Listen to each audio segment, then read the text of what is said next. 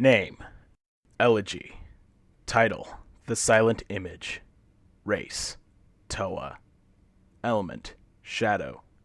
Alignment: Lawful Evil. Faction: The Night Ensemble. Elegy was a disenfranchised Toa of water who suffered terrible visions of great calamity. After living with this for a year, she was granted visions of how this devastation could be stopped. She began to pursue this goal at any cost. Driven by fear, she would commit heinous crimes in the name of preventing this disaster. And her inner light simply left. Elegy is possessed of a ruthless pragmatism that only fear could inspire, and will use any means necessary to achieve her goals. Now left with only shadow to command, she uses it to inspire visions of fear in others and conjure illusions. Elegy's main tactics are stealth and misdirection. Elegy wears the Ruru with horns that have become the de facto iconography of the Night Ensemble. The mask is also engraved with an original symbol she claims appeared in a vision. She carries 2 scimitars in the likeness of Makuta wings, which can be stored on the hips like so. She plays a strange instrument that resembles a clarinet but with split ends, often using it as a focus for hypnosis. Elegy's theme song is Breath of Life, once again from Panzer Dragoon Saga. I cannot get enough of this OST.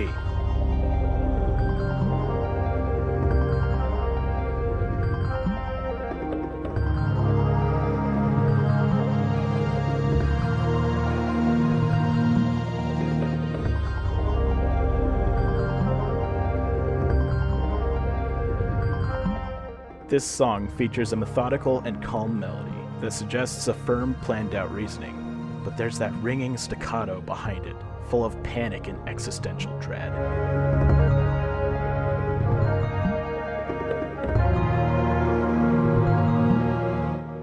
This concludes the story section of this review.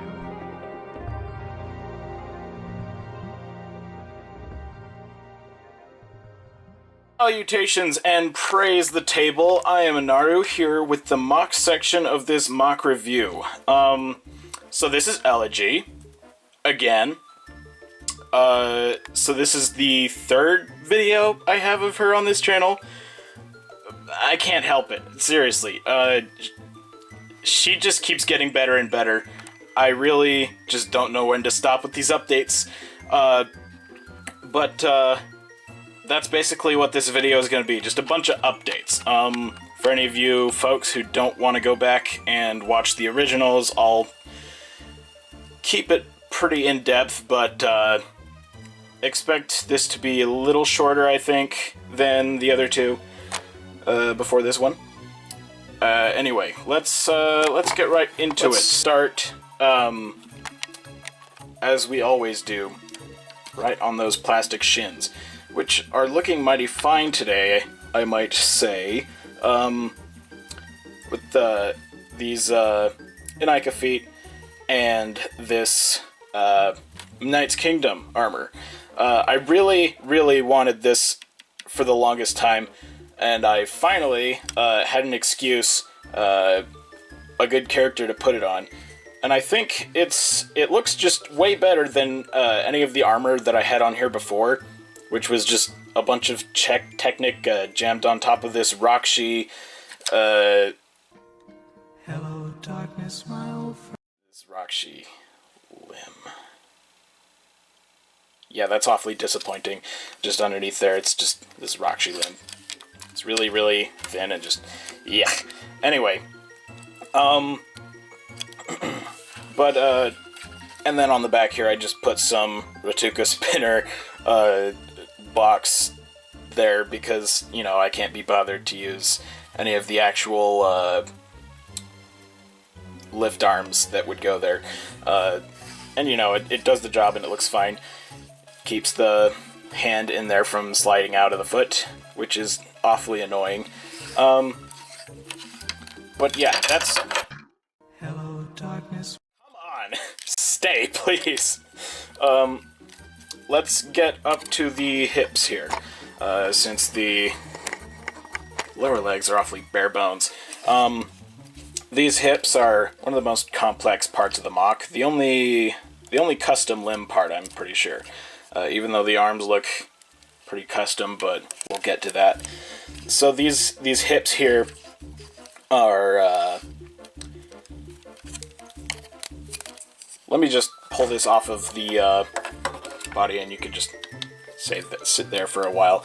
Let me go over this real quick. So this is pretty much the same length as an Anika leg, but there's just a few things here that aren't really as feasible on the original part, and you know, it's hard to get the bulk I wanted to.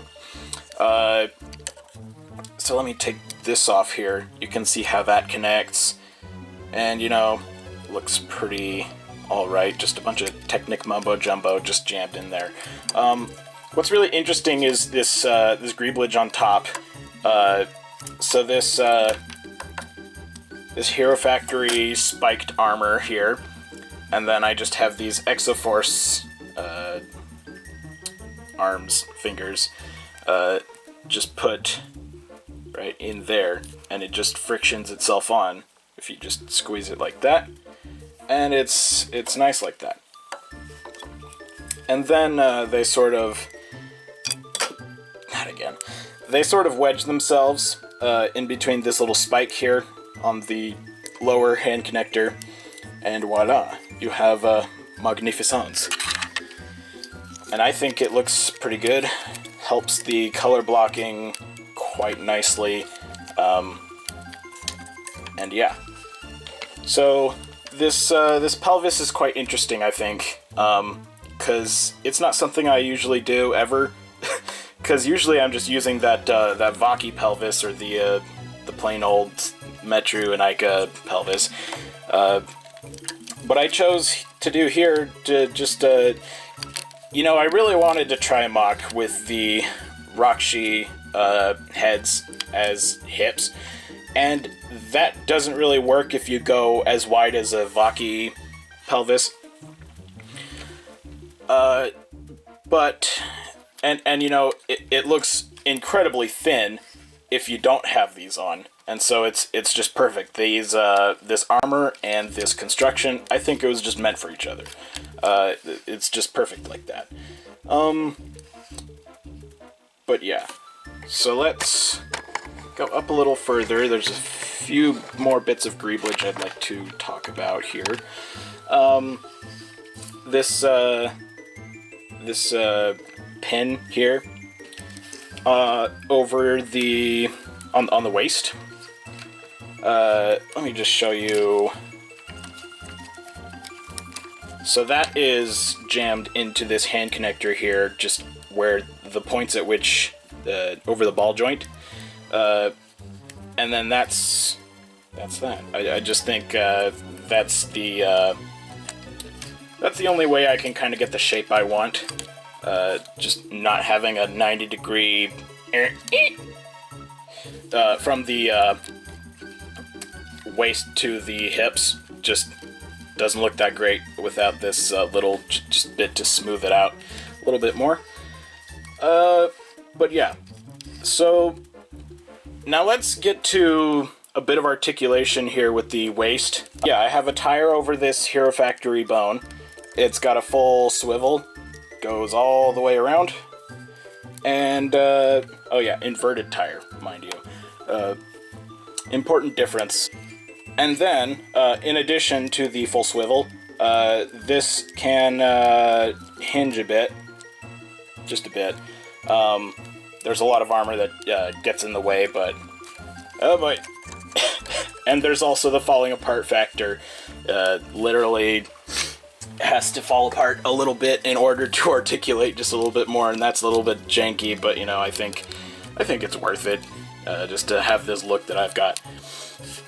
So, coming up a little further, we have this Stormer Brain Attack helmet that stayed ever since, like, version 2,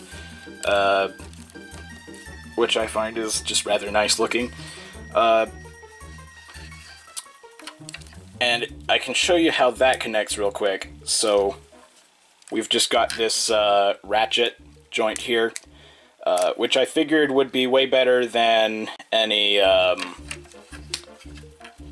fixed joint that would be wanting to break in this situation. I'd rather have something that can sort of flex around what I'm doing with it. But yeah. And then inside you just see a bunch of lift arms just holding everything together. And that is that. That's the front of the torso anyway. I need to get to the back here. Flip her hair up for you. A bit of a gripe here. The color blocking starts to fall apart when you're on the back. The blue is just a little bit sparse. Not in big, huge plates like it is on the front. But yeah, that's the back. So let me talk about these arms, because they're a little interesting. They're only one of 2 mocks I've done this arm, this sort of arm with. And then the execution on the other one is completely different. It doesn't even look remotely like this. But here on this armor, so I cut off the end here because it was getting in the way far too much. And then I painted most of it blue, and you can see I sort of, I got some clay and just stuck this, this stud on here. So that is, that's interesting. I really like just this design. Oh yeah, you can see that on the newest version of Anaru as well, that he's got this on his arms, and I like that. Anyway, so that's the covering. What we can see here is this this little very old single fixed joint. It's one of those joints on the Toa and Toa Nuva where you're just really disappointed that they don't bend. But I found a use for them here. It's interesting how it connects at an angle and not just up here, which I find is pretty good for robust articulation. And we can just see this this technique here to just kind of fill up this huge gap that would be in our armpit, which is basically requirement if any of you want to try and replicate that. But anyway, I'm gonna put this back on here, and then get on with business. Lower arm, simple Hero Factory bone, and we've got this Hero Factory spiked armor again, which I find is very nice. It's probably one of my favorite pieces ever, if I'm being honest. And then just this basic hand, you know, hinges, but this plate on the back hinges with it, so it's not super, these claw pieces are interesting. I haven't used them too much, but they work here. Exoforce plus the smaller claws, the Exoforce, some of these in black might work better, but I don't know. I just find the simplicity of it charming. So that's, that is that. That is the hand. Now, I'm going to show you this custom head that I've shown so many times already. But this is her head. She's the one who codified it, and you know, it just works.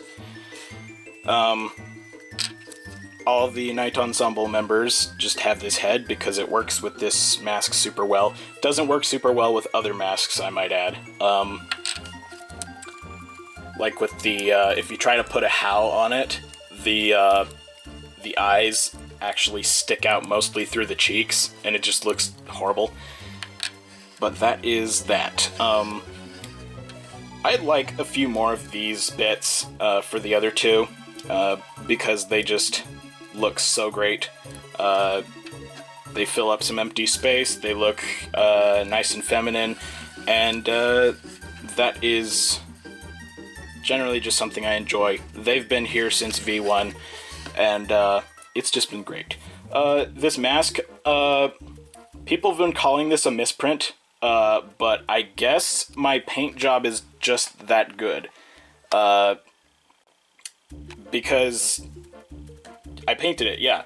It was originally this translucent blue, and you can see where I put this sticky note on the back so that I could color on it with this symbol. You know, I kind of just came up with this symbol one day. It's not really from anything, but I think it looks cool. It's a little bit reminiscent of the Greek letter phi that I'm so fond of. And that is that. Oh wait, weapons, duh. They're pretty basic. Just the Makuta wings from 2008 with a little Technic on the end to hold onto one of these. Just stab it into the bottom of her hand there. And that is that. Holds it quite nicely. Can even wiggle in there. But, oh yeah, one last thing. Not a weapon, but it is an item that she carries quite often. This musical instrument, it's got the mouthpiece here, 2 ends, because it looks cool, let's be frank, and the dial here. You can turn this to change the pitch or tune or whatever. And then let's just imagine some holes right there that you can put your fingers in. And then you've got a nice freaking instrument that looks just alien enough and just familiar enough at the same time to kind of obtain maximum coolness. We'll go with that. And she has a lot of trouble actually holding this to her mouth. I can fiddle with this for 5 minutes before I can actually get it into a good